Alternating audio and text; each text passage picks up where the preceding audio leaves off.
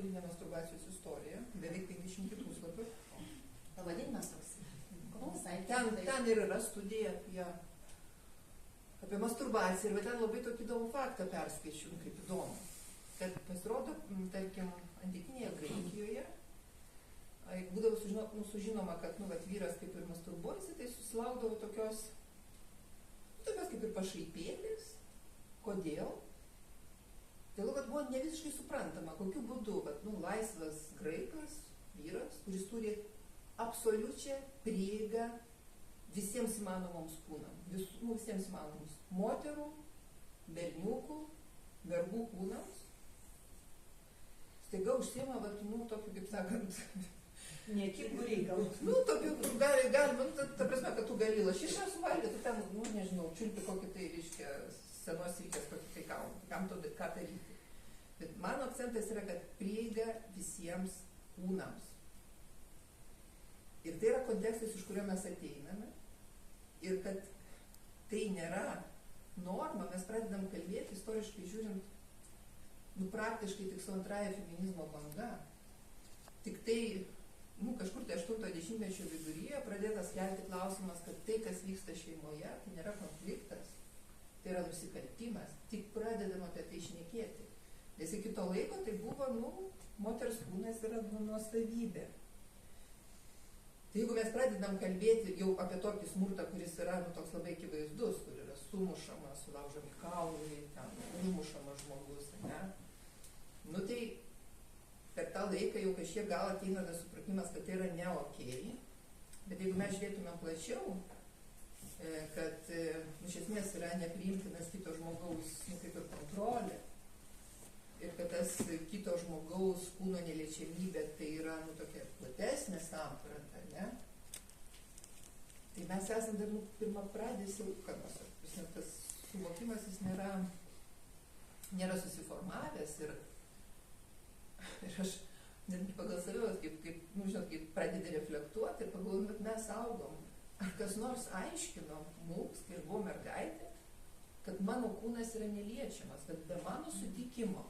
Aš nekalbu ten jau apie tokią, jau prievartą, bet iš principų, kad manęs, pavyzdžiui, net ir pabučiuoti, net ir tą patį skruostą, be mano sutikimo niekas neturėjo teisės. Bučiavo visi kas netingiai.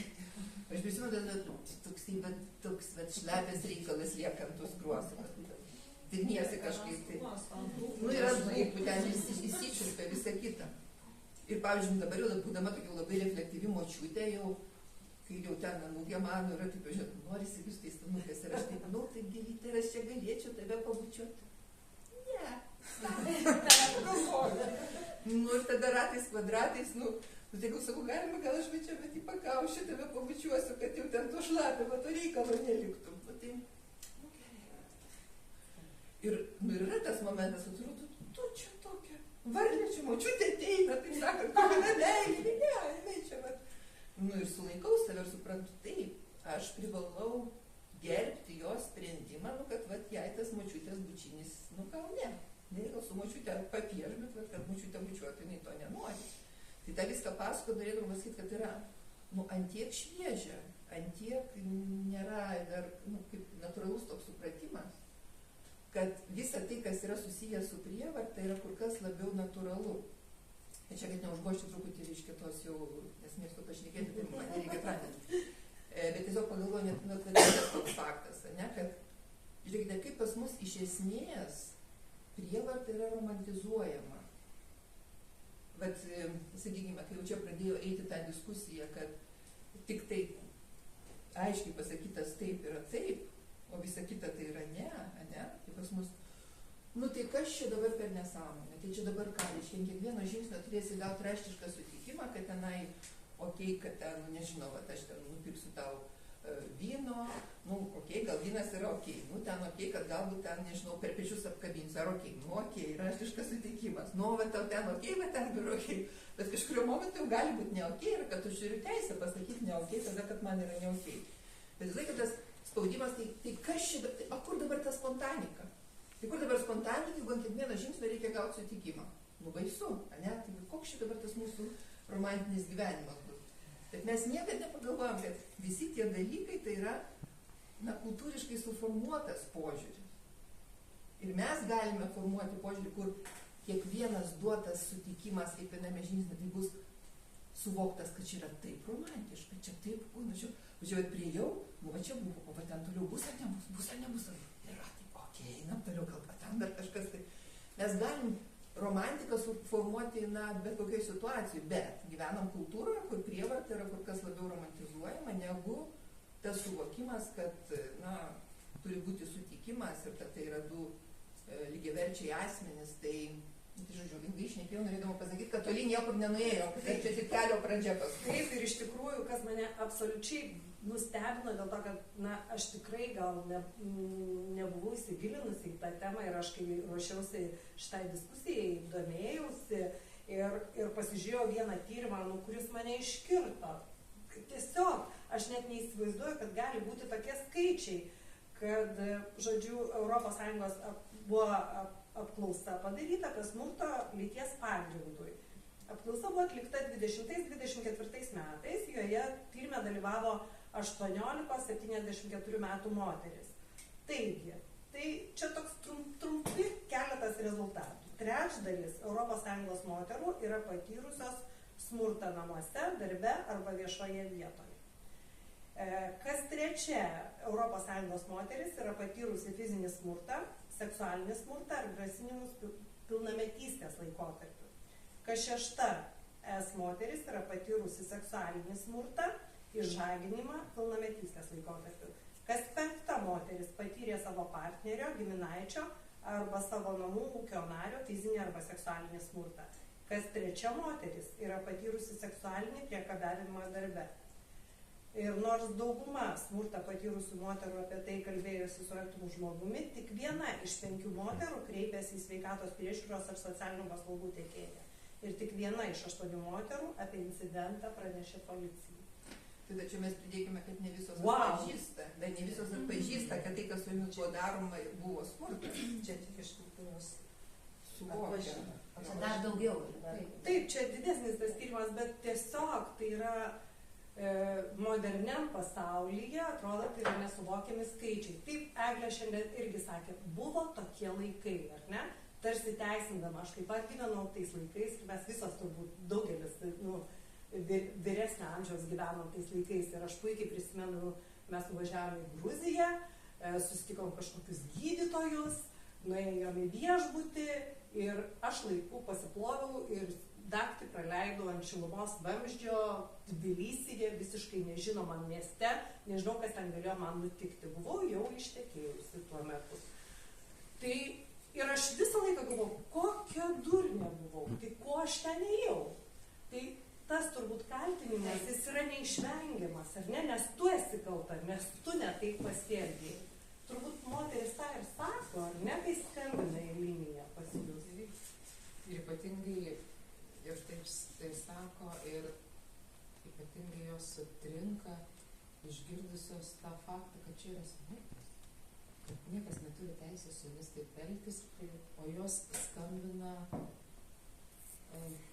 norėdamas tarsi pasitvirtinti, kad jau kyla nerimas, kyla įtarimas, kad yra kažkas negerai, reiškia skambina, jausmas kyla tas kaltės, bet protas jam sako, kad viskas yra normalu, viskas yra gerai.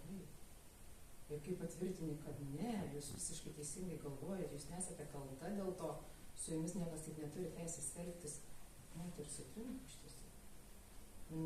Tiesiog sumaištis. Nes jausmai vieni, realybė kitokia, savanorė dar kažkaip kitaip sako. Taip, sutrikimas yra. Bet Dalia, gal jūs paaiškintumėt, kas vyksta tuo metu su moterimis? Kodėl jos taip sako? Taip, kodėl taip sako ir kodėl jos bijo kalbėti ir kodėl bijo net savo pripažinti, kas joms yra nutikę? Todėl, kad nei vienas mes esame masochistai ir jaučiame iš to malonumą. Tai kankintis norim, skausmo tada norim ir iš to mums masochismas, čia yra toks asmenybės susiformavęs, jie irgi susiformuoja dėl pačių priežasčių. Bet kas atsitinka smurto situacijoje, kadangi tai yra, ką ir Margarita sako, nusikaltimas. Tai skausmas. Fizinis gali būti, dvasinis, psichologinis skausmas. Ir žmogus nepakeldamas viso to sunkumo, jis kyla kaip dvipusės dvilypumas, kuris būdingas smurto situacijoje. Ir dažnai moteris tą sako. Ir netgi kaip išgelbėjimas būna patarė mergaitei, jeigu mergaitė patyrusi prievartą, ta kita sveika dalis, į kurią jinai gali remtis. Nes kur jinai ėjo, gal jai daugeliu atveju atsuko nugarą ir jinai negavo pagalbos. Tai va tas čia yra gynyba žmogaus, elementari, mes daug turim gynybų. O siaubingi dalykai, jeigu žmonės iš tikrųjų suvoktų, kas nutinka žmoguje, žmogaus psichikoje, visame, kaip viskas persiorganizuoja. Tai aš labai džiaugiuosi, kad jau mes turim pasaulinio lygio mokslininkų, kurie įvardina kompleksinis potrauminio streso sutrikimas, ar ten kažkokie traumogeniniai faktoriai. Pavyzdžiui, toks yra amerikiečių mokslininkas su visa komanda pašventė savo gyvenimą tyrimam vaikų seksualinę prievartą. Tai jis atranda, įvardyja tokius 4 traumogeninius faktorius, kai vaikai patiria seksualinę prievartą. Trauminė seksualizacija, stigmatizacija, išdavystė ir bejėgiškumas. Tai galite įsivaizduoti į žmogų sutalpinti visus šitus dalykus. Ir tą labai, tą tai gali pasakyti, kad taip patvirtina. Kai žmogus pradeda gilintis, eiti ir patvirtina. O šita patirtis, jeigu jinai nutiko tada, kada vaikas tik tai vystosi iki 5 metų planai susiformuoja žmogus, paskui mes ten galim liūdinti, keisti kažką.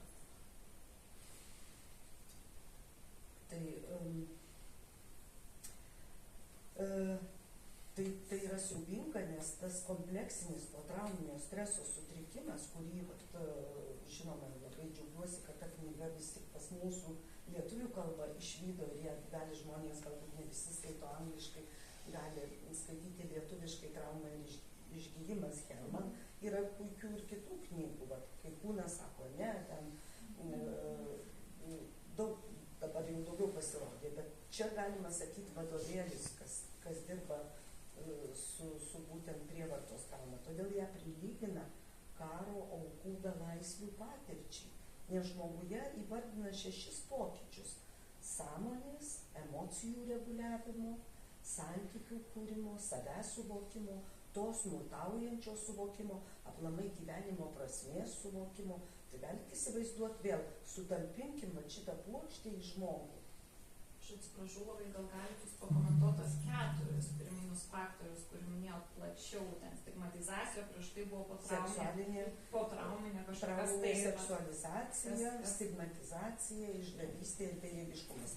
Manęs dažnai klausia žmonės, kaip suprasti, jeigu kartais iškyla tokia, žinot, gijimo procese, dėl to aš labai džiaugiuosi ir Eglė, kad jinai prabilo, kad jinai kalba. Čia jos yra gijimo procesas.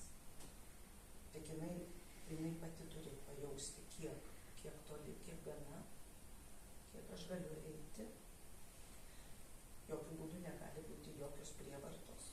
Ir savęs jau, savo prievartos. Bet kada mes kalbam apie tą pagalbą žmogui, gijimo procesą paties žmogus, labai svarbu žmogui įvardinti problemą. Čia, žinot, panašiai kaip Nyčė yra sakęs, kai žmogus žino kas, žinos ir kaip. Tai va čia irgi tas pats, jeigu žmogus sąmoningai, nes jis gali sakyti, taip, aš patiriu smurtą, bet pats sąmoningai visai atmesti ir sakyti, galvoti viduje visai kitaip. Čia gal nesąmonė, gal aš nesąmonė pasakiau, šiaip savo pasakiau. Bet iš tikrųjų, bet savo viduje suvokti, kad aš iš tiesų patyriau smurtą arba patiriu smurtą. Ir va tada, kada žmogus šitą suvokia, tai kada, pavyzdžiui, sakykime, gali prasidėti tas jau gijimo procesas. Ir kai jūs klausėte apie tuos traumogeninius faktorius. Trauminė seksualizacija, jeigu mažas vaikas patyrė, maža mergaitė, berniukas patyrė, tai jau galima sakyti tam tikri pėdsakai, štampai, nežinau, gal jau žodis, bet jau pasilieka to žmogaus gyvenime. Gal jam sunku eiti į santykį, sunku pasitikėti, seksualinį santykį. Galbūt ta seksualizacija ir aš galiu, jeigu mes kalbėtumėm, pavyzdžiui, apie moteris prostitucijų, juk jos 95% patyrusios smurtą iki to. Bet kokį seksualinį smurtą, kitokį smurtą, nes ir seksualinis, ir ypatingai apleistumas vaiko yra tai yra psichologinis, psichinis smurtas, yra be galo žalojantis dalykas žmogaus gyvenime, jeigu nuo mažų vaikų. Čia galbūt dar galima pridėti, paaiškinant tą seksualizaciją, kad seksualizavimas jisai dažnai suveikia kaip gynybinis mechanizmas. Taip, nes tam, kad išvengtum to siaubo, tada tu tarsi erotizuoji, seksualizuoji tą kitą, nes seksualumas jisai tarsi yra kažkas su patrauklumu, ne taip baisu. Vis dėlto gali, bet atsitinka kaip. O čia gana sudėtinga, nes tu gali, kiekvienam labai individualu, tavo seksualizacija gali būti eiti dėl to, kad tu nori būti priimta. Juk mes, kai gimstam, mes visi norim tapti aš esu. Mūsų tikslas. Ir žinot, ko nori vaikas? Vaikas nori nužudyti mamą. Vaikai visi yra egoistai. Skamba baisiai. Bet mama turi norėti mirti dėl vaiko. Čia viską reiktų suprasti netiesioginė prasme. Turim elektros, edipo, ten įvairiausius tuos kompleksus. Tai vat, kai mama iš tikrųjų miršta dėl vaiko, vaikas tampa tuo aš esu. Man visada labai gera ši metafora yra bulvė. Mes pasodinam seną bulvę ir jinai miršta dėl savo vaiko, bet išauga naujos, šviežios, gražios bulvės. Tai vat, kai mama nemiršta dėl to savo vaiko, vaikas netampa tuo aš esu. O mums visiems tai yra esminis dalykas, tapti tuo aš esu. Ir tada, vat, kada aš patiriu prievartą, tas aš nesu, aš netampu, aš save prarandu, aš mirštu. Ir man labai svarbu tapti tuo, aš tada, ta mano gali būti seksualizacija panaudota tam, kad mane priimtų, mane pamatytų, mane išgirstų ir kad aš nors dalelytė tapčiau tuo aš esu. Stigmatizacija, praktiškai, ko gero visos, kiek man teko moterų sutikti, jos visos kaip susitarusios sako, visi mato, kas man yra, visi žino. Aš paženklinta, aš žinau. Aš sakau, jeigu tu nesakytum, tai kaip, kur pas tave tas. Kartais ir juokaujam, ir visai kalbam. Kas yra išdavystė? Išdavystė yra išdavystė, mane išdavė, mane nužudė, mane nužudė. Iš esmės. Kas tai išdavikai, tie, kurie smurtauja, ar tėvai, kurie neprižiūri to vaiko? Visi, kurie mane išduoda, tėvai, pavyzdžiui, tėvai tai iš esmės tai yra tėvai, mama padeda tuo tapti aš esu. Nes mes naudojam daug įvairių pereinamųjų objektų, kurie mums reikalingi tuo tapti aš esu. Mama yra tas, kuris padeda, nes arčiausiai būna, pirmiausiai, pas mamą mes jau iščiose būnam. Labai dar priklauso nuo to ir daug tyrimų padaryta, kaip tas žmogus, gal Rusnė gali daugiau papasakoti apie tai, kaip tas žmogus ateina, jau ateidamas, kaip jis ten gyvena tuos 9 mėnesius. Tai kokį santykį turi su tėvu? Tėvas tas žmogus, kuris vaikui atneša tiesą, turi atnešti, kad yra tiesa pasaulyje ir saugumą. Mes turim eilę poreikių, kuriuos mes turim patenkinti, tiesiog privalu, mes norim meilės, mes norim saugumo, mes norim to pati kontrolės poreikis, mes turim jį patenkinti, o kitaip mes pradėsim kontroliuoti suaugę, jeigu šito nepatenkinsim. Ir bejėgystė, va čia mes prarandam jėgas. Žinot, mokslas, yra tekę man girdėti tokią frazę, kaip kol vaikas pradeda vaikščioti, jis nukrenta 10 000 kartų. Va čia mokslas yra paskaičiavęs. Jūs galite įsivaizduoti, kokia jėga pas vaiką yra viduje. 10 000 kartų nukritus atsistoti. Smurtas šitą sunaikina. Vat kas yra bejėgiškumas. O gal tada Rusnės paklaustum, kaip ar smurtas keliauja iš kartos į kartą, ar taip nutinka, kad jis yra, na, jeigu smurtavo senelis, tėtis arba mama, sakykime mama, ir labai gali būti, kad ir man taip nutiks. Aha, dabar galvoju, iš kurios pusės atsakinėti, nes dirbu ir psichoterapijoje, bet kartu dirbu ir su seksualinio smurto prevencija ir biologija, dabar galvoju, iš kurios pusės susukti. Nes atsakymai gali varijuoti. Kalbant apie smurtą, čia yra mitas, kad jeigu prieš žmogų smurtavo, tai jis būtinai smurtaus. Tai čia yra toks mitas, arba kad jeigu prievartavo, tai būtinai prievartaus. Čia yra absoliutus mitas, taip tikrai nebūtinai būna. Ar koreliuoja šitie dalykai, kad jeigu aš užaugau smurtinėje aplinkoje, gali būti galimai aš dėl tiesiog socializacijos ir sąveikos mano aplinkos perimsiu tuos būdo bruožus, to elgesį, tas įveikos mechanizmus, taip, tai didina šansus, bet tai nėra, tai vėlgi tai yra labiau koreliacija, tai nėra priežastingumas, ne? Nes matom žmonės atėjusius iš smurtinių aplinkų, kurie padaro fantastinės karjeras ir sukuria nuostabias šeimas ir visiškai funkcinės ir taip toliau. Matome žmonių, kurie pasirenka lygiai tą patį kelią ir neina smurto keliu. Tai aš šitoje vietoje sakyčiau, kad čia tos stigmos dėti ant tų žmonių, kurie patyrė seksualinės traumas, išnaudojimą ar smurtą, tikrai nereiktų dėti. Bet apie ką yra labai svarbu kalbėti, yra apie stereotipus, kurie yra gajus. Nes vienintelis dalykas, irgi tyriant smurtaujančius, pavyzdžiui, vyrus artimoje aplinkoje, buvo vienintelis atrastas dalykas, kuris nebuvo koreliacija, o kuris buvo labiau priežastingumą rodantis. Tai yra stereotipai susiję su moterų vyrų pozicijom, kad vyrai galingi ir turi teisę moteris naudoti kaip objektus ir taip toliau, o moteris čia silpnos, turi atsiduoti, pasiduoti ir labai gražiai ir spektaklį girdėjom frazių, ne, kad moteris, tai kaip daiktas, ar ne, jinai turi atsiduoti tam vyrui. Tai kuo labiau mano aplinkoj bus tie stereotipai gajus, tuo didesnė tikimybė, kad aš, pavyzdžiui, ypač jeigu būdamas vyras ir neužaugsiu, aš tuo ir tikėsiu. Ir tai didina tikimybę, kad aš smurtausiu, prievartausiu ir panašiai, nes žiūrėsiu į moterį kaip į daiktą. O jeigu mano šeimoje, nors ten galbūt, nežinau, buvo kažkoks smurtas ir dar kažką, bet aš kažkokiu būdu sugebu, galbūt aplinkoje, mokykloje, draugais kažkuo nesusikurti to tokio, toksiškų ar ne, žalingų mačizmų, ten vyriškumų ir taip toliau, tų stereotipų savo galvoje, tai yra daug mažesni šansai, kad aš tuo ir užsiimsiu. Nes iš esmės, pagrindinis dalykas tai yra su lytim susijęs stereotipai, kurie didina priežastingumą smurtauti prieš partnerius.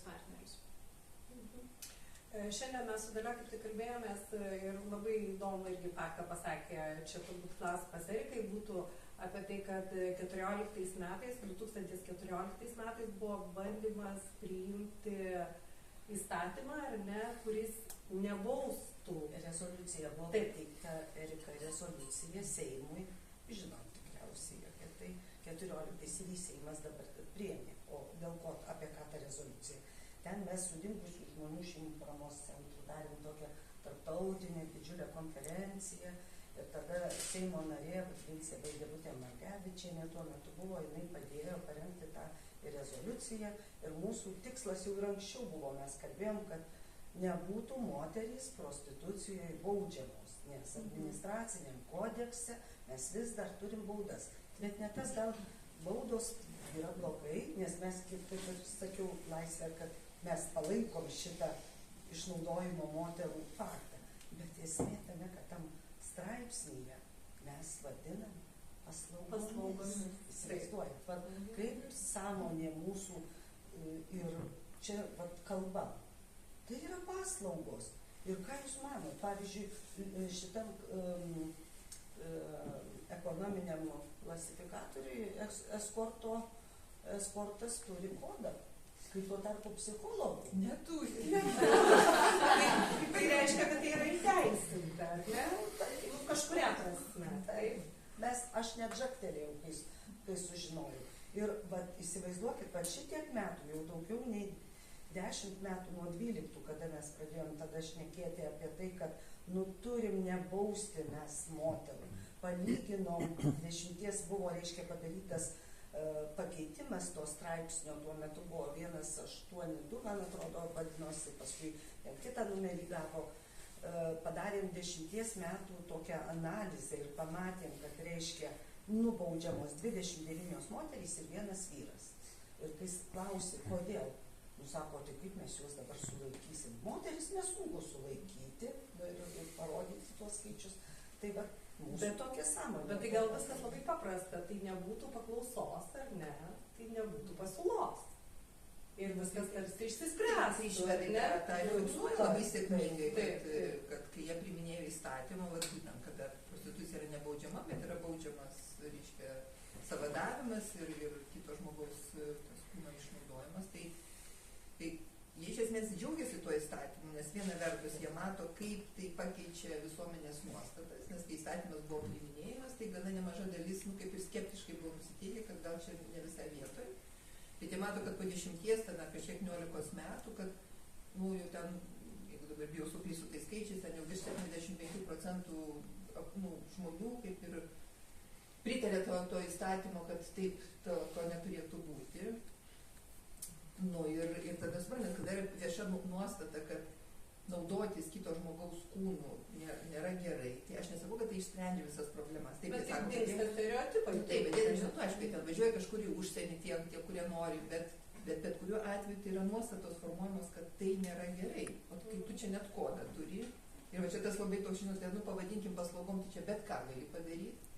Ir tada, aišku, klientai visą laiką teisūs, tai čia mes galim dar toliau nueiti su visais tais išvedžiojimas, tai bet mes palaikom tą tokį mentalitetą. Taip, kaip labai įdomu. Nes iš tikrųjų, tai vėlgi čia aišku yra ta jautri sritis, nes aš tai irgi visiškai pritariu, aišku, be abejo, kad tai būti baudžiama, bet kita vertus, kai ir bendrauji ir kai priklausau ir dabar su prekybos žmonėmis šiek tiek pradedame dirbti, tai tematika tai irgi yra tas, kad kuomet viskas yra uždrausta šešėlyje, tai irgi labai skatina išnaudojimą ir kita vertus tenka matyti ir atstovės, kurios nori traktuoti ir, sakoma, sekso darbuotojų sąjungą. Ir tai va čia va tas tokie jautrus dalykai. Ir aš gal irgi tiesiog norėčiau akcentuoti, kad tas pavadinimas Seimo kontrolieriai yra labai keistas. Jis man pačiai toks kiekvieną kartą nejauku, nes atrodo, kad arba Seime dirbu, ar čia politikė, ar kažkas nes nei Seime, bet iš tikrųjų Seimo skiriama pareigūnė yra atskaitinga Seimui, tai dar vadinasi Nacionalinė žmogaus teisų institucija. Ir tas smurto prieš moteris ir lyčių lygybės ir ypač lyčių stereotipų tema man asmeniškai yra labai artima ir taip pat ir dėl skaudžių asmeninių patirčių, nes savo laiku irgi turėjau tikrai labai santykį smurtinį su žmogum, vyru, kuris niekada neperaugo į fizinį smurtą. Ir taip man, teisininkiai su teisės mokslų daktarės laipsniu, aš nesupratau, kad tai yra kažkas tikrai blogai. Nes tuo metu, kaip sakyt, tokie laikai buvo. Viskas pasikeitė tada, kai aš tiesiog irgi vieną kartą, nes tai buvo labai intensyvus psichologinis ir emocinis smurtas, ir aš pamačiau vienos nevyriausybinės organizacijos mokymus, įrašą apie smurtą artimoje aplinkoje. Ir aš tada žiūrėjau tą įrašą ir aš negalėjau suprasti. Aš žmogus su solidžia darboviete, su teisės mokslų daktaro laipsniu, irgi užaugusi, lyg ir ne kažkokiai socialiniai atskirti, o kaip sakomas, tradiciniai, normalioj, tokioj šeimoje ir ten ir abu tėvai vietoj, taip, galbūt kažkiek disfunkcinė, bet tikrai be jokio smurto. Ir aš nesugebu suprasti, kad iš tikrųjų buvau pakliuvusi į galios kontrolės santykį, kad mano ribos buvo pamažu tiesiog siaurinamos ir kad iš tiesų po to net buvo tokia situacija, kai tam vyrui sakiau, prašau, gal galėtum geriau tu fiziškai, tu man trenk, bet tiesiog prašau, tu nebedaryk, va šito, aš nebepakeliu šito emocinio smurto. Ir jis tiesiog žiūrėjo ir tylėjo. Bet tas žmogus irgi buvo iš teisininkų bendruomenės ir iš to. Be abejo, tai ta istorija, kurią aš taip labai ribotai galiu dalintis, nes jis nebuvo iš mafijos, jis nėra iš mafijos. Tai taip ir tik tai palaipsniui tas atėjo supratimas ir po to atėjo supratimas, kad iš tikrųjų tarp teisininkų daug dalykų yra matoma visai kitaip ir aš labai džiaugiausi, kai po to išėjau į nevyriausybinį sektorių ir ten tarsi viskas atrodo susidėjo į savo vietas. Dabar aš vėl esu valstybiniam sektoriui ir kaip viešas asmuo ir kaip Seimo paskirta pareigūnė, bet užtat labai norisi daryti pokytį tarp teisininkų, nes tas pats apsaugos nuo smurto orderis, kuris yra tikrai priemonė, vien per metus jisai galioja, tai yra galimybė taikyti apsaugos nuo smurto orderį, jeigu tai yra galima smurto auka ir pareigūnas atvyksta ir nustato pagal rizikos vertinimą pakartotinio smurto tikimybę, tai yra 15 dienų gali būti skiriama, kad nebesiartinti ir išsikelti iš gyvenamosios vietos, nes juk įprastai tai būdavo, tai žinoma, moteris bėga skambinus kažkaip, bet dabar nebepriklauso kieno nuosavybė. Bet kai buvo kuriamas tas reguliavimas, tai kiek būtent iš teisininkų buvo pasipriešinimo, nes tai bus pažeista nuosavybės teisė, nes tai čia galbūt priemonė yra per griežta, čia tik tai galimai smurto, tai yra smurto rizika, tai nėra dar įrodyta, tai yra nekaltumo prezumpcija galbūt pažeidžiama, tai yra bausmė, kuri dėl dalykų, kur galbūt nepadaryti ir galbūt tai kažkoks vienkartinis emocinis protrūkis, čia dar kažkas, čia galbūt tiesiog ginčas, tai yra galbūt alkoholio neatsakingas pavartojimas. Ir tai buvo daugybė ir daugybė vėlgi iš labai autoritetingų teisininkų, daugiausia vyrų, teikiami argumentai. Ir dabar aš matau ir toliau jie yra teikiami ir iš labai autoritetingų advokatų ir kiek tai neva ir iš teisėjų girdžiu, kiek neva žmogaus teisų problemų sukelia moterų apsauga nuo smurto. Specialiai pasirinkau tokius žodžius. Žmogaus teisų problemas sukelia moterų apsauga nuo smurto. Tai, Ir kas gali paveikti šitoj diskusijai kaip argumentai? Tai kas iš tikrųjų... Ir čia autoritetai, ir kas? Tai šitoj diskusijoje, kas tai matosi, kad yra tų pozityvių irgi požymių, bet pavyzdžiui, iki šiol irgi mūsų teisinėje sistemoje tai, kad smurtas yra sisteminis, tai jisai iki šiol beveik nematomas ir dabar beveik nematomas. Kai žiūri į teismo sprendimą, tai labai dažnai būna net jau kaip pripažįsta sutuoktinį, pavyzdžiui, partnerį kaltų teismas, to vadinamojo fizinio skausmo sukėlimo ar nežymaus sveikatos sutrikdymo artimoje aplinkoje. Tai dažnai būna tas, kad, tai yra tarsi žiūrima vienkartinis tas konkretus atvejis.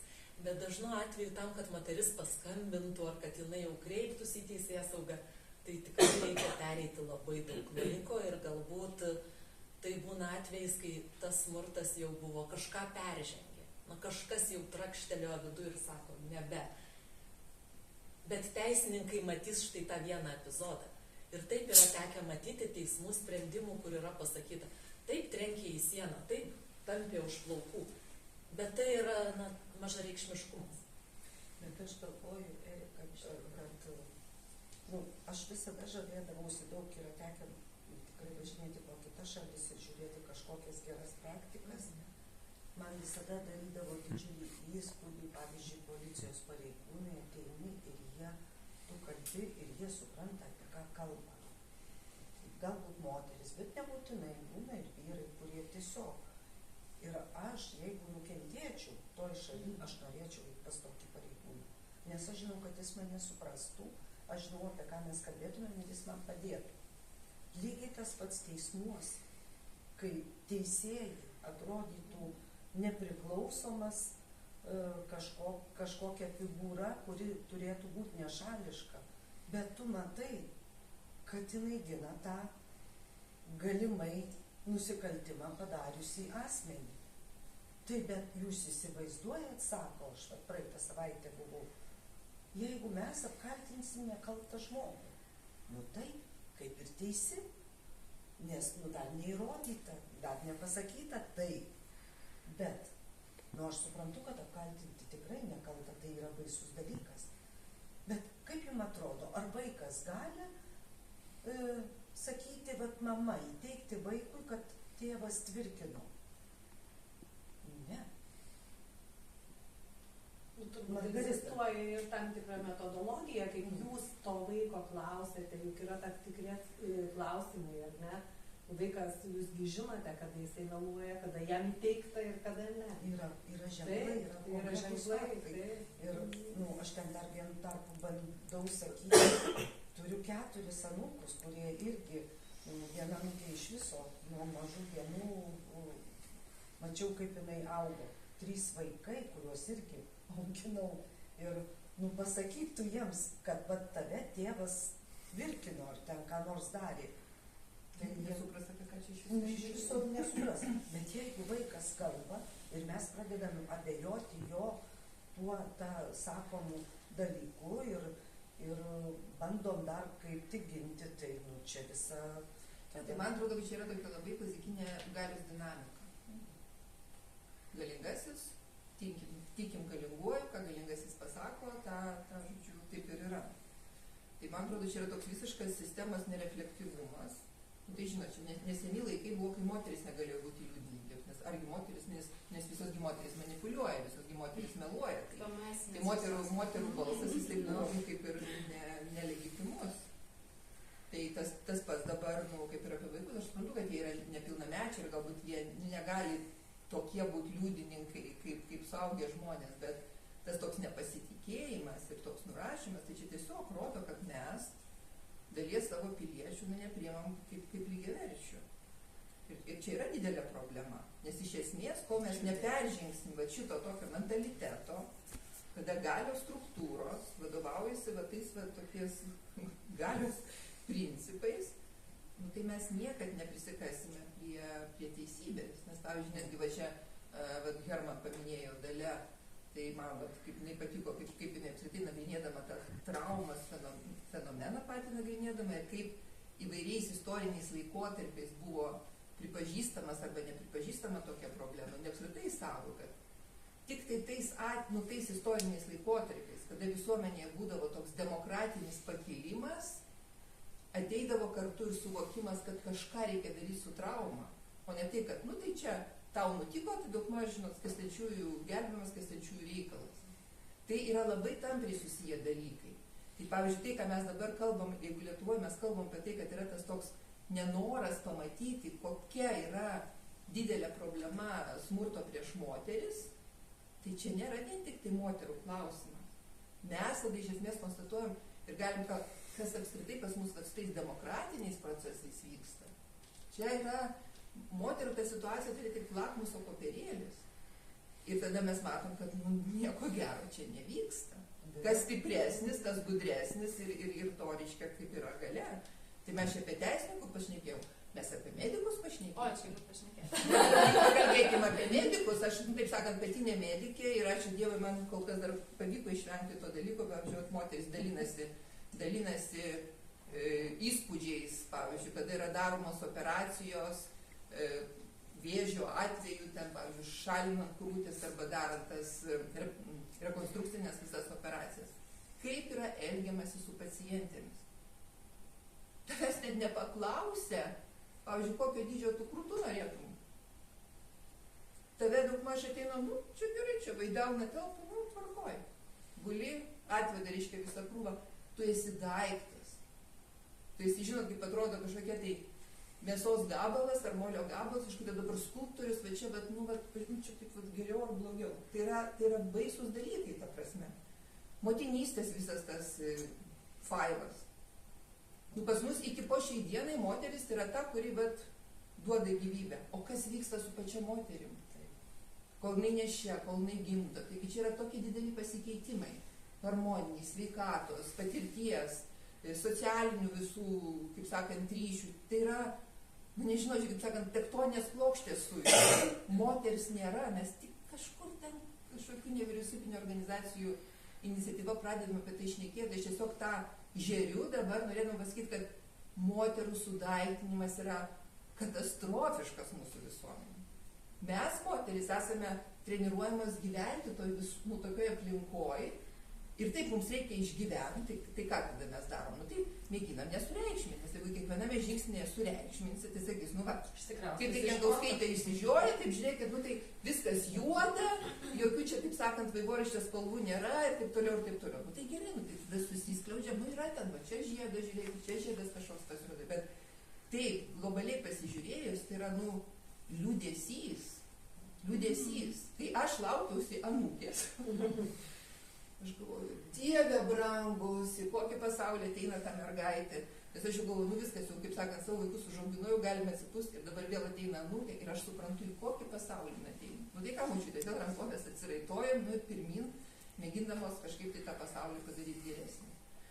Žinau, gal kažkas optimizmas. Aš norėjau dar biškai atliepti, jo, nes irgi šiaip bendrai daug dirbu su jaunimu, tai dar galėsiu iš tos pusės papasakoti. Bet kalbant apie tuos, labai norėjau atliepti tuos tą baimę apkaltinti neteisingai.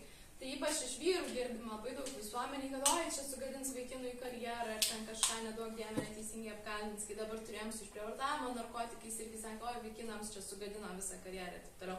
Tai čia yra, iš esmės tokia statistika pasaulinė, kad apkaltinimas seksualiniais nusikaltimais melagingai nesiskiria nuo apkaltinimo melagingai bet kuo. Vagystėm ir taip toliau. Tai nėra, kad žmonės labai daug paima ir kaltina melagingai. Tai čia yra mitas, čia yra nesąmonė. Žmonės melagingai kaltina seksualiniais nusikaltimais tiek pat, tiek melagingai kaltina, nežinau, knygų pavogimų iš bibliotekų ar dar kažko. Tai prasme, tai nesiskiria nuo kitų nusikaltimų statistikos. Ir antras dalykas, kai kalbam ypač apie vyrus, tai Amerikoje padaryti tyrimai, kad vyrui yra 200 kartų didesnė tikimybė būti išprievartautam negu neteisingai apkaltintam išprievartavimu. 200 kartų didesnė tikimybė būti pačiam išprievartautam, didžiausia, aišku, tikimybė, kad kito vyro, negu kad būti neteisingai apkaltintam. Tai tas neteisingų apkaltinimų ten skaičius yra be proto mažas. Tai ką kalbėjot, kad jeigu vaikas sako, ar ne, tai didelė tikimybė, kad tas vaikas tikrai neskiedžia. Ir kai kalbam apie ten kažkokią ankstyvą seksualizaciją, man šitas terminologija labai nepatinka bendrai, bet kai mes kalbam apie seksualizuotą kažkokį vaiko elgesį, nes tiesiog baisiai skamba, ar ne? Ir dar pripaišyta ta seksualizacija prie lytiškumo ugdymo, dar kažkaip, žodžiu, visai netaip naudojama, kaip reikėtų, tarkim, ten, nežinau, psichoterapijos kontekste. Kai kalbam apie kažkokią seksualizuotą pernelyg irgi elgesį, ypač, pavyzdžiui, jaunų mergaičių ar dar kažką, ne? Irgi labai dažnai mes turim tą tokį naratyvą, kad tai čia jau čia subrendus, čia jau jinai moteris, čia jau viskas, čia jinai pati nori, čia jau viskas okei, ar ne? Ir mes užmirštam irgi tai, kad jinai vis tiek vaikas ir kad tai įvyko nusikaltimas. Man labai gražu spektaklėje buvo ta dalis apie tai, kai vienintelė tą galbūt kažkokią patirtį, kur jau kažkoks ten žmogus, kuris ten tą drobę, ar ne, ir aš tada sėdžiu ir galvoju, čia vaikas, o dieve, čia labai negerai. Ir tai nevyksta vien tik spektakliuose, tai vyksta realybė. Irgi neseniai mečiau prieš porą savaičių, nes vedam daug mokymų apie seksualinės prievartą ir smurtą ir prevenciją. Labai garbingai jaunimo organizacijai turinčiai ten 1000 narių Lietuvoje. Ir jie sako, bet mes turim tokį atvejį, mes turim vieną 15 metų mergaitę, kuri ten daro viską su tokiu 21 metų vaikinu. Ir mums čia viskas okei, o jos tėvai sako, kad čia nuinksti subrendus. Aš tokia, laba diena, vaikų teisės, čia nėra okei. 15 metų vaikas negali duoti sutikimą. Ir net jeigu jis sakytų, kad čia man viskas chill, čia man žiūri faina, ne, mes turim nusikaltimą prieš mergaitę. Nes jeigu 15 metų berniūkštis tą sakytų, didelė tikimybė, kad būtų didesnis šaršalas, jeigu 21 metų moteris kažką darytų su juo. Bet irgi nebūtinai, bet vėlgi, ne, mes tuos vaikus kartais irgi net jų paliudijimus ir jų pasakymus, mes juos, taip ypač mergaičių, ne, taip sakom, nesąmonė, nusidažius viskas, čia viskas okei, čia jinai kažkokia seksualizuota. Ir tarsi netikim, bet ne, tai tas pats vaikas, ar ne, kuris galbūt irgi patyręs kažkokias seksualinės traumas, gal paveikiamas aplinkos, gal dar kažkur, ne, bet vėlgi tai yra vykdomas nusikaltimas prieš vaiką. Tai va, ir mes turim tikėti jų istorijom ir tuo, ką jie mums sako. Aš galvoju irgi iš visos tos, kaip yra iš tiesų tas KGB, kodėl aš sakau, ar ne, kai dalinuosi jau po spektaklio savo asmeninę istoriją, kaltė, gėda, baimė. Ir galvoju, visuomenės požiūris. Tada, dabar, mes čia kalbam ir taip, bet galvoju, kas gali pasikeisti, bet aš pati prisimenu, buvau tik jauna aktorė, neseniai baigusi aktorinį, buvo gastrolės, aš buvau ištekėjusi, žodžiu, jau turbūt jukbėlis buvo. Ir aš atsimenu, buvom gastrolės ir po spektaklių ten visada vaišės, visa kita. Mes ten būnam ir atsisveikinant prieina vienas iš, mes kažkaip stovim, eina su visais atsisveikinti, normalu ten apsikabinti ar ne.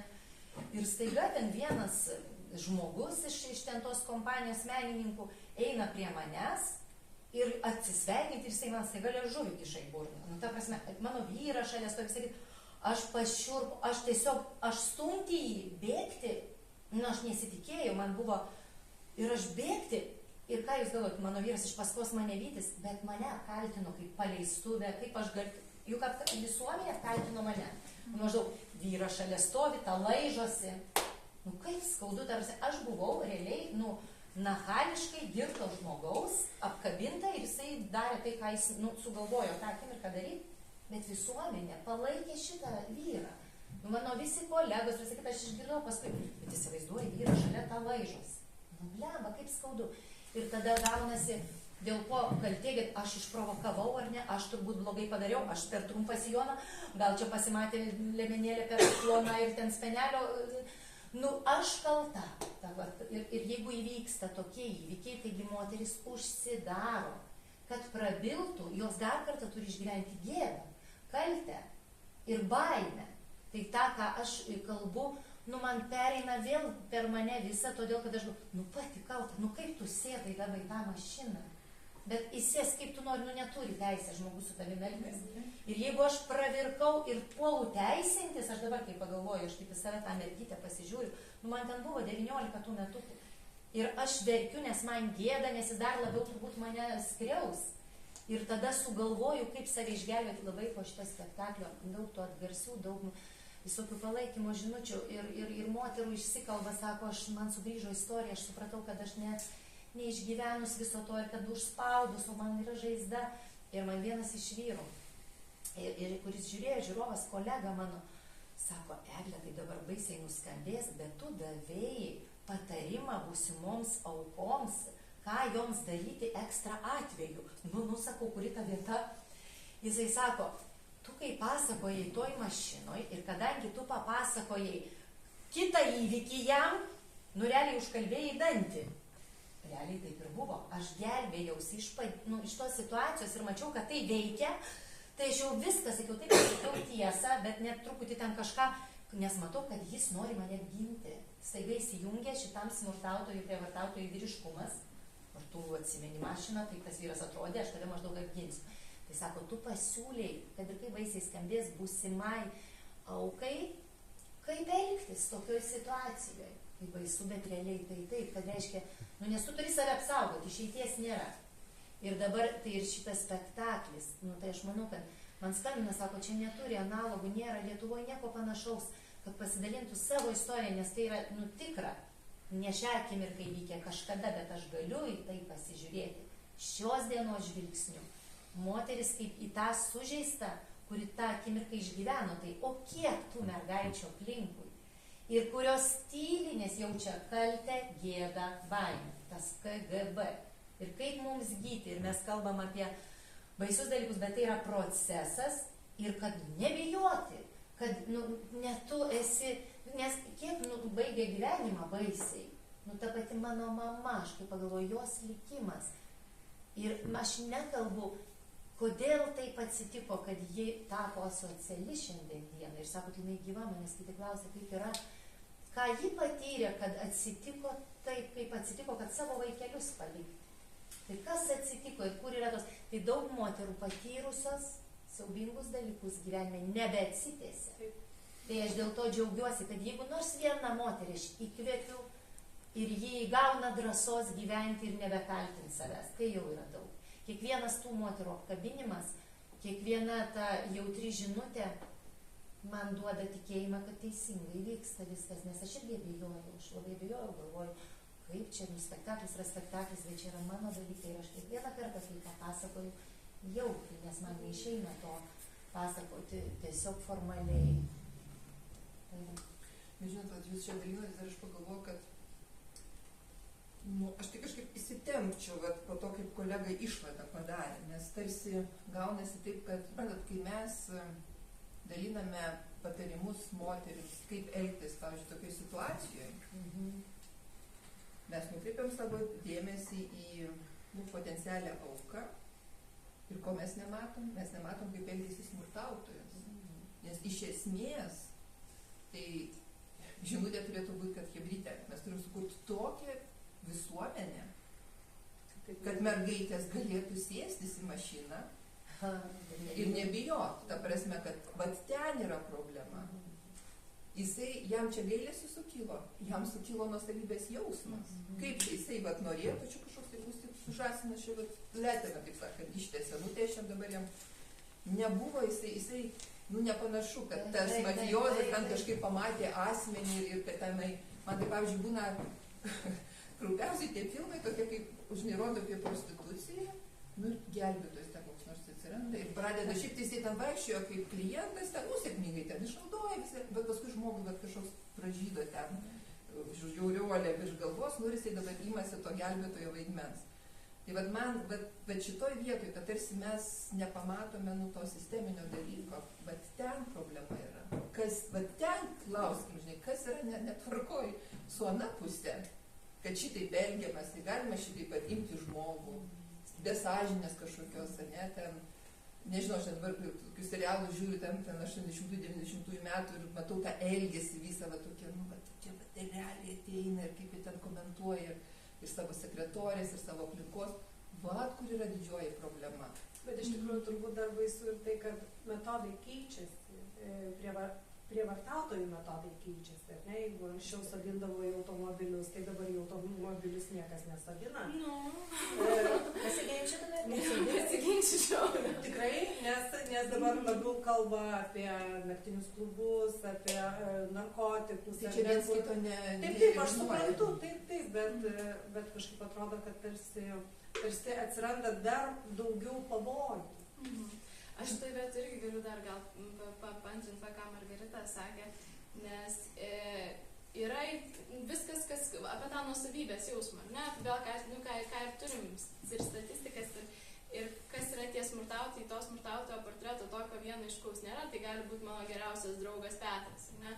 Bet vėl, kai kalbam apie tuos stereotipus, tai čia labai gražiai to smurtautojo atsiskleidžia irgi psichologinis portretas šitam spektakliui, nes jisai, kaip Margarita sakė, nuosavybės jausmas, ne? Kas yra vyras. Vyras turi būti toksai mačo, kietas, saugot, gint kažką, kas yra jo daiktas, tai yra moteris. Gali prievartauti, gali daryti, ką nori. Jam junginėjasi tie režimai, tai jis turi apsaugot, bet kartu jis gali išprievartauti, nes tai yra jo. Tai mes lygiai tą patį, pavyzdžiui, galim matyti, irgi lygiai taip pat tuose ir senoviniuose filmuose, bet ir šiuolaikinėse filmuose, šiuolaikinėse knygose, su jaunimu dirbant irgi atini ir ten kalbėjo apie, kas yra žalingi santykiai, kas yra smurto ratas, ar ne? Ir sėdi panas, sako, tai man seksy, kai jis mane čia pagriebė, jis man uždraudė bendrauti su kitais vaikinais, bet man čia seksy, žiauriai, nes visuose filmuose ir taip toliau, aš vis matau tai. Ir tada tu sėdi ir kovoji su tom merginom ir sakai, kad ne, čia nėra okei. Arba tai dėl tos mašinos irgi esu turėjus tikrai, ypač dar kur nors rajonuose, sako, tai jis turi tokį bamsą, jis mane išsitempė į tą bamsą ir viskas, ir važiuojam, nes jis nori, jis čia žiauriai vyriškas. Ir tada sėdi ir tada tokia pakraupsti ir tada aiškinėsi, kad čia nėra okei, čia yra smurtas. Ir kad šiuolaikinis jaunimas to smurto vis dar neidentifikuoja kaip smurto.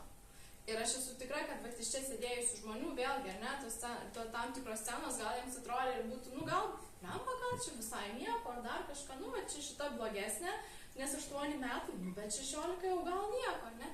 Tai to normalizavimo, to vis dar medijos ir taip toliau vis dar yra. Tai 80-ųjų metų serialai buvo, ne? Šiais laikais mes turim influencerius, kurie ten toksinį maskulinizmą ten varo ir ten visi mūsų ketvirtokai žino kokį Andrew Tate, kuris sako, iš viso boba turi duoti visus pinigus, aš galiu ją ten liepti su kažkuo miegoti. Ir tai vyksta dabar. Ir tai yra žymiausi influenceriai, kurie ten surenka milijardus ten peržiūrų ir mūsų ketvirtokai, trečiokus paklauskime. Jie puikiai žinos. Jau nekalbu apie pornografiją ir taip toliau ir panašiai. Ir čia gazdinu visada mamas per mokymus. Ir jos po to grįžta namo ir pasiklausia vaikų ir man rašo lygiai taip pat kaip Eglei, moteris, tai man rašo, tikrai jis viską žino. Tai dabar dirbkit. Tai nes šitie dalykai nesikeičia, mes turim vis dar tuos įsišaknyjusius stereotipus, kas yra tikras vyras, tikra moteris ir jie toliau suka tą mūsų galios kontrolės ratą ir toliau važiuoja tą mūsų smurto mašiną ir mūsų statistika tiek fizinio, tiek seksualinio smurto nemažėja. Jo, ir neturėkime vilties, kad čia modernus laikai čia kažkaip kitaip. Mes gyvename neoliberalizmo sąlygomis, vartotojiškoje kultūroje. Vartotojiškai kultūrai lyčių stereotipai yra nes tu labai greit gali viską parduoti. Ir štai, pavyzdžiui, jeigu mes žiūrėtume kokius nors ten 80-uosius, 70 šventumo buvo žymiai daugiau negu tai, ką mes turime dabar. Vėl visos rūžavos žydros spalvutės, vėl balerinos, princesės ir taip toliau, ir taip toliau. Ir jeigu tenai 60 metais buvo didelė kritika, kad atseit moteris yra tokios kaip undinėlės, reiškia, ten net reklamose jos ten, pastovi ten kaip žmona, vyras jau paaiškina, ką čia reikia nupirkti, ta prasme, kad jos balso neturėjo, tai dabar tarsi atrodytų, tai ne, tai dabar žiūrėkit, moteris ten jos ir pasipešt gali, ir jos ten, nežinau, kažkokią karjerą daro ir panašiai. Bet, jeigu pažiūrėti truputį giliau, tai mes matome, kokia moteris yra, ta, kuri tokia, kaip ir, kaip pasakyti, sėkminga. Ta, kuri pati savo norų padaro taip, kad patiktų vyrui. Tai vis tiek yra ta, kuri turi prie to vyro prisiderinti. Ir labai retai yra filmai su gerom pabaigom, kur, pavyzdžiui, yra deklaravimas, kad, ne, aš čia neskubu kurti santykio, aš tai kažkaip, kokia čia pasaka buvo, kad princesė neištekėjo pasakos pabaigoje, bet pasakė, kad aš čia turiu truputį kitokių planų, ten galbūt kažkada ištekėsiu, bet dabar čia man nėra, čia numeris 1 kažkoks tai tikslas. Labai mažai tokių filmų yra. O galėčiau paklausti, Taip, garbingos auditorijos. Čia visi sutinka, kad yra taip, kaip yra, stereotipai, visa kita, ir kalbam apie kažkokius mentalinių pokyčių poreikį, kad reikia kažką keisti. Tai mano paprastas klausimas būtų, kaip jūs įsivaizduojate, kaip tas keitimas požiūrio turėtų būti daromas? Kas keičia požiūrį? Nes čia tikrai ne vienas dalykas. Tai mes visas dirbam. Įstatymai gerai keičia, pavyzdžiui, bet atsirado apsaugos nuo smurto artimoje aplinkoje įstatymas. Koks buvo pasipriešinimas, jeigu kokia dinamika pasižiūrėti. O dabar jau dabar jau praėjus daugiau nei 10 mečių, pasižiūrėkit kiek laiko. Ir ta dinamika tokia, jinai tokia, kalniukai, nuokalnės. Bet bent jau apie tai kalbam kaip apie nusikaltimą. Nes dar prieš 13 metų čia buvo tiesiog šeiminis konfliktas. Tai istoriškai žiūrint, čia yra gana gera pažanga per tokį trumpą laikotarpį. Aš manau, viešas diskursas labai lemia, kaip mes šnekam, ką mes normalizuojam, ką mes matome kaip problemą, ko mes nenutylim. Tai yra tikrai labai svarbus dalykas. Kovetros atvejais, pavyzdžiui, ar ne? Dar prieš kokius 10 metų, kur bandė dabar teikti į ministrus, kuris uždaužė savo partnerį ir nenusišovė. Tai kas įvyko? Ar ne? Įvyko labai didelis visuomenės pasipriešinimas, pradėjo masiškai visi dalintis. Čia galima sakyti rezonansiniai atvejai, kuo daugiau skandalų, kuo daugiau viešinimo, tuo daugiau dėmesio. Kuo daugiau nenormalizacijos. Prieš 10 metų gal būtų suėję, kaip nežinau, 20 gal metų būtų suėję, kažkas būtų, mes pasipiktinę būtume ar ne, ir nebūtų visuomenė rezonansas. Dabar buvo labai stiprus pasipikti. Taip, labai stiprus, ne, nes dabar jau pridubasint žmoną, ten mergina nebėra. Viešoji nuomonė buvo tokia labai aiškiai išsakyta, kad neįmanoma. Ir nuimti smurto romantizavimą, nes tikrai tos antraštės ten tragiška meilės istorijos šeimos tragedija. Taip, tikrai baisios. Dar gal papildyčiau irgi, kad yra toks dalykas, lygiai tas pats nutiko su išprievartavimo narkotikais, ar ne, vėlgi. Iškilo vienas atvejis, pradėjo kilti MeToo judėjimas, daug padarė. Bet net šitam spektaklį aš dabar ir galvoju, bet irgi visiškai apie tai. Čia vyko, ar ne, šventoji 4 amžiui. Ir galvoju, tas momentas, kai vyksta su lošiais, kai jinai čia pakliuvo, ar ne, sako, pakliuvau griuvėsiuose su lošiais, dalinausi jų maistu. Jie kūreno ugnį, žarėjų pylė kažkokių miltelių, dūmas draikėsi aplinkui, staiga pasidarė griuvėsiai jaukus ir švelnus, o jie artimi. Tada aš ėjau su kiekvienu ir dalinau tai, ką galiu duoti aš. Ir tada jinai neva pati atsiduoda, jinai paveikta tų miltelių. Tai pažiūrėkit, o kas dabar vyksta. Ir tada jinai, o paskui gėda, ką aš padariau, aš sutepiau save nenuplaunamai, ir pajaučia visišką gėdą, tai yra siaubas. O kas dabar, tai dabar visiškai tie milteliai, tie įlašinimai dabar yra ant bangos ir vyksta dabar, šiandien. Tai kuo pasikeitė? Tai ar aš žiūriu, kaip vyrai reaguoja, juk aš čia sėdžiu taip arti, jūs esate, aš jaučiu kiekvieną jūsų. Ir vat prieš Vilnių, kai vaidinau čia prieš praeitą savaitę, vienas vyras sėdėjo prieky. Žinokit, kažkaip jis netyčia turbūt atsirado ar vėlavo, kažką jį pasodino, aš jau taip, jis muistės, bet jisai nerado vietos, jis niekada nežiūrėjo, aš mačiau, jis darė viską, nu dar ilgai, tai ką čia daro, aš jaučiu, nu taigi aš viską matau, jūs galite galvoti, kad nematau, bet aš matau. Ir nu nesąmonę matau, užkniso, jis jau taip sukaliojęs. Ko aš čia jau atsivedė, čia tokia nesąmonė. O kiti vyrai išeina ir paskui sako, vemt norėjau, mane taip pykino, man tokia gėda, už visą vyrų giminę, man pilvą suko, aš nerandu vietos, Eglė, kaip baisu, nu vat kokios reakcijos. Tai reiškia, kad šitame spektaklyje mes apčiuopėm visas temas, apie ką dabar kalbėjome. Tai reiškia vaikų tvirkinimas, tai prievarta, nu mergaitė 8 metų, tėvas atveda ir parduoda. Tai 16. Ir ta 16, kur pranugario, kur duoda jai tą audinį ir jinai ten linguoja, važiuoja ir staiga patiria meilę ir aišku, jis ją išduoda, parduoda už durėtimų audinio. Viskas vis tiek yra prekyba ir taip skaudžiai tą nematomą sieną atsitrenkė Marija ir atsitrenkė mano eglutė, apie ką aš ir kalbėjau, kad vaikystės patirti kažkokie dalykai. Tai aš irgi galvoju, kas keičiasi ir kaip galima pakeisti, tai būtent turbūt, kad kalbėtume apie tai, kad jau galima apie tai kalbėti, kad nesusigūžiam, kas atsitiko, aš kalta, KGB tas kaltė, gėda, baimė, o kad išsilaisvint.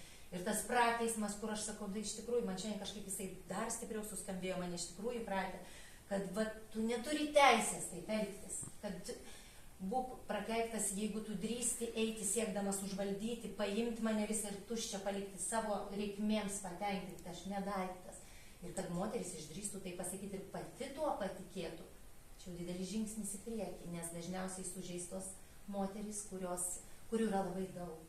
Bet žinot, dar pagalvoju, va čia, nu, atsakant jūsų klausimą, tai aišku, dabar socialiniai tinklai daug duoda, nes galima dalintis ir kažkas palaiko, bet aš dar pagalvojau, kadangi jau visų toj barikadų pusėje, kur galima sakyti jau, kaip čia dabar pavadinti gražiai, įamžėjusios, taip gerokai įamžėjusios moteris, ne?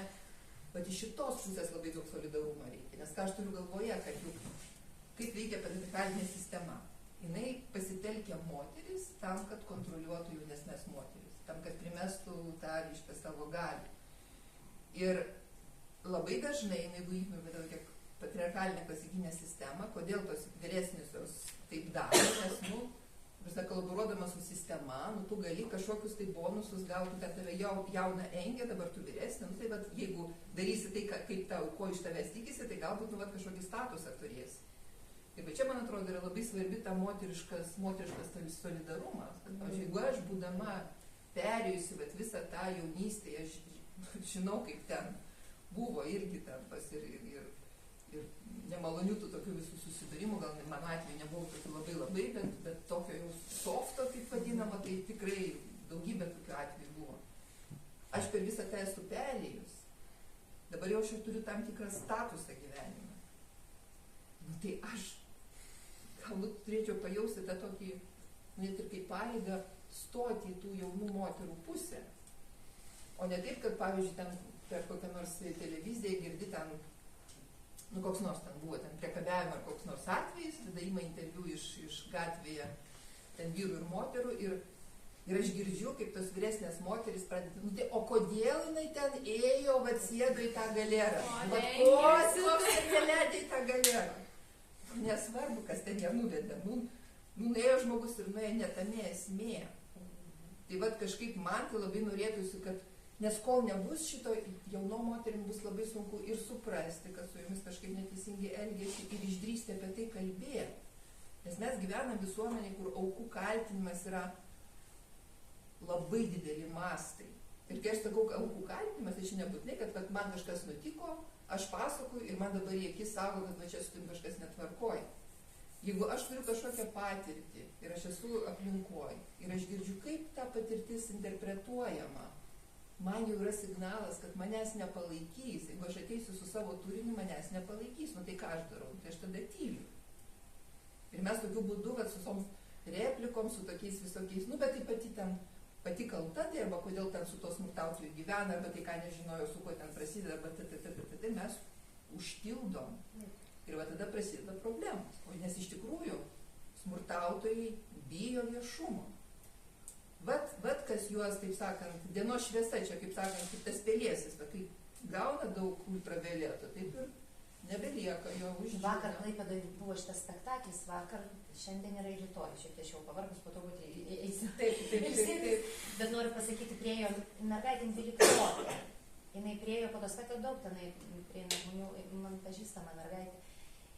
Ji mane apkabino ir jin taip drebėjo ir verkė ir jin tikrai turi savo istoriją. Jinai virpėjo, jinai apkabino, ilgai nepaleido. Aš buvau pati po spektaklio, aš buvau pati visa ir aš supratau, kiek atsipūsim, aš ją surasiu ir mes kalbėsimės, nes gyva žaizda ištrūko ir nevirpėjo, apsikabino, nes žinojo, kad mane gali apkabinti ir aš suprasiu. Tai va čia tas, ką jūs ir sakot, kad praėjom, tai padėkim tom, kuriom dar toli ta šviesa, kad jos jau išdrys, kad jos savęs nebekaltins, kad jos nebesislapstys, nes tada tu duodi viltį, kad gali būti gerai, kad nebūtinai atsitiks blogiausia, nes jos, sakau, kitą kartą ir ar gert pradeda, ar save, juk tokie dalykai atsitinka, mažai kas atsitėsia, tos patirtis sugniuždo moteris. Ir tu labai drąsiai žinutės skleidė, Eglė, man prie viso šitos spektaklio, prie tos popsės, visos tų problemų, dukros ir mamos santykis. Kaip tu gražiai kalbėti mamos, kokia šilumą. Lintamas neapimtas.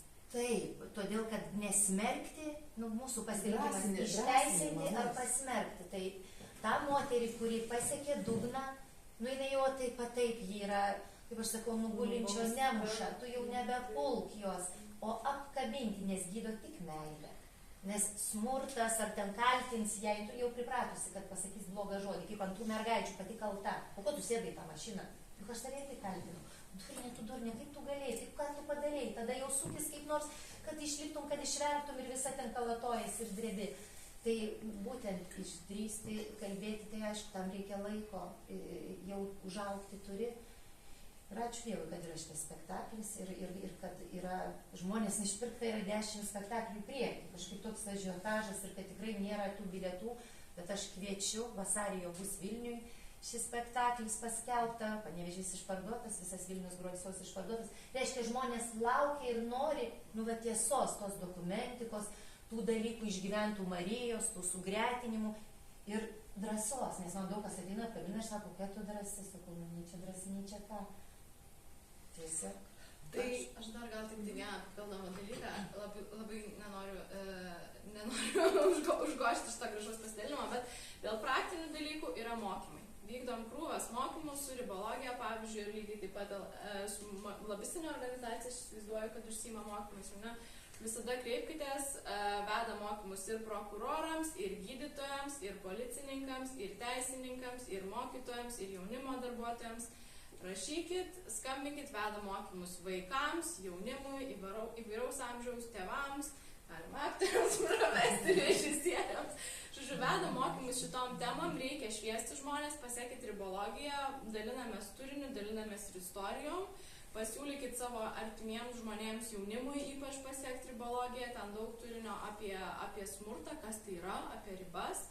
Dabar yra visos platformos, pasikvieskit, ateisim, pašnekėsim, lygiai taip pat jaučiu ir Margarita ir Dalį galit rašyti, kaip ir ribologijai, lygiai taip pat ateis, pašnekės, nežinau kiek jūs užbukintos tik tai, bet galit tikrai rašyti ir kviestis į įstaigas, į mokyklas, universitetus, darbovietės, mokymai labai veikia ir gydo ir padeda visuomenė judėti į priekį. Bet iš tikrųjų pasakykit irgi, kad dabar žmonėm, kurie žiūri, man irgi taip svarbu, kad kur kreiptis mergaitėm, kurios patyrė prievartą, ką jom daryti, kokį pirmą žingsnį žengti, ką daryti, kurios moterys, kurios yra įklimpusios, o gal ir vyrai, į alkoholizmą taip stipriai, kad jau yra visiškam dugne. Nes yra visada išsigelbėjimas, bet kas mus girdi, kas mus mato, kiekvieną pasakykit irgi kokie žinutė, atsiprašau, laisvę, aš jau čia pasakiau, bet aš noriu, kad iš karto, kad žmonės žinotų. Moterys tikrai gali skambinti į pagalbos numerio liniją, nes linija dirba 24 valandas, pasiekiama iš bet kur. Visada atlieps ir visada nukreips žmogų, pasišnekės su savanoriu, nes linija tiek Vilniuje, tiek Kaune, 300 virš savanorių, įsivaizduokit, 5 gal linijos veikia. tai tikrai atsilieps ir nukreips kažkur. Kitas dalykas yra specializuotos kompleksinės pagalbos centrai. Ten irgi galima kreiptis. Gaus žmogus bent minimaliai kažkiek visoje Lietuvoje veikia. Tai kiekvienas savo savivaldybei gali pasižiūrėti arba specializuotos kompleksinės pagalbos centras, įvedę į internetą, jūs rasit pagal, galima rasti pagal tai. Prabilk dėl seksualinės prievartos. Aišku, prabilk ten labai nedidelis tas laiko tarpas nuo 14 iki 17, bet galų gale galima parašyti. Vyrai gali skambinti ne tik vienas. Jie skambina mum, moterų pagalbos, moterų linijas. Nes šiaip labai toksiška yra vyrų linija, žiauriai toksiška būna. Tai geriau jaunimo. Ir dar jaunimo linija skambina, ir moterų linija. Mums skambina pastoviai, sako, mes norim su jumis kalbėti, nenorim jokia vyrų linija. Ir kalba, ir vyrai patiria, tarp kitko, ir seksualinė prievarta taip pat. Aš noriu ir vyrus, kai kurios irgi apginti, nes yra visokių. Ir tokių pusių, bet ir jie patiria baisius dalykus. Pagalbos moterim linija, tai čia emocinė parama, bet iš tikrųjų mes nukreipiam pas specialistus ir duodam kontaktą. Tai 8600 663 66. Galima rasti internete.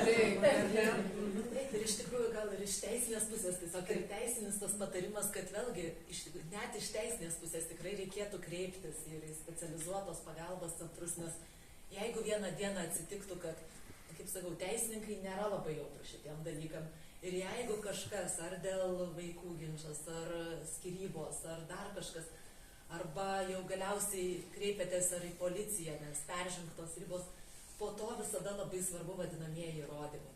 Ir vis tiek, jeigu bus duomenys pagalbos tarnybose, kad jūs kreipiatės, tai nėra vienkartinis tada atvejis. Tada pamatys jau ir teisėjai, jie mato, jie žiūri įrodymus, ar yra popierėlis ir jie galės matyti, kad tikrai konsultacijos vyko, kad tai yra ne vienkartinis atvejis. Tikrai reikėjo tos pagalbos, kad buvo gal ir emocinė, ir psichologinė prievarta. Tai nėra, kad smurtas tai nėra vien tik tai fizinis smurtas. Ir aš čia ir tą savo istoriją užtat ir norėjau pasakyti, kad tiesiog mes augom toje aplinkoje, kai atrodė, kad emocinis, psichologinis smurtas, kad tai yra normalu, kad draudžiamas yra tik tai fizinis, tai ne tik tai fizinis.